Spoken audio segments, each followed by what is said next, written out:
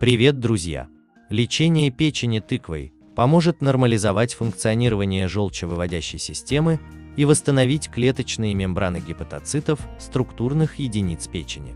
Все мы неоднократно слышали и читали о том, что тыква полезна для здоровья.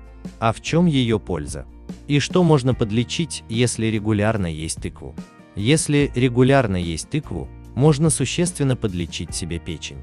Тыква чистит печень и восстанавливает ее. Лечение печени тыквой.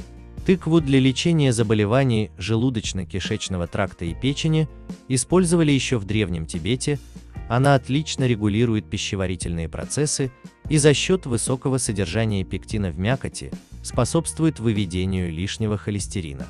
При лечении печени тыквой большое значение имеет состав растения. В мякоти содержится большое количество витаминов, каротиноидов, пектинов, солей кальция, магния, железа. Благодаря такому химическому составу тыква способствует регенерации поврежденных гепатоцитов клеток печени, а также способна предотвратить их гибель при таких заболеваниях, как гепатит, цирроз или паразитарные инвазии.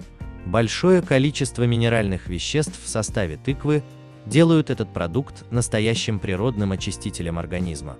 Пектины способствуют выведению холестерина, минеральные соли, чистке кишечника и усилению функций мочевыводящей системы.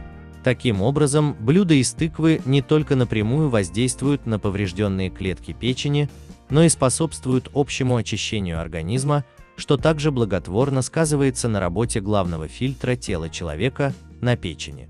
Как правильно есть тыкву, чтобы была польза? Необходимо есть свежие салаты из тыквы и оливкового масла. Вот как готовится салат. Тыква нарезается на ломти, берется один крупный ломоть и натирается на крупной терке. Затем тертая тыква поливается маслом оливковым, размешивается и настаивается 5 минут. Такой салатик полезно есть утром натощак. Тыкву можно и даже нужно запекать в духовке со свежими травами. В печеной тыкве много глюкозы и очень много витаминов. Делитесь этими важными знаниями с друзьями и берегите себя. Будьте здоровы!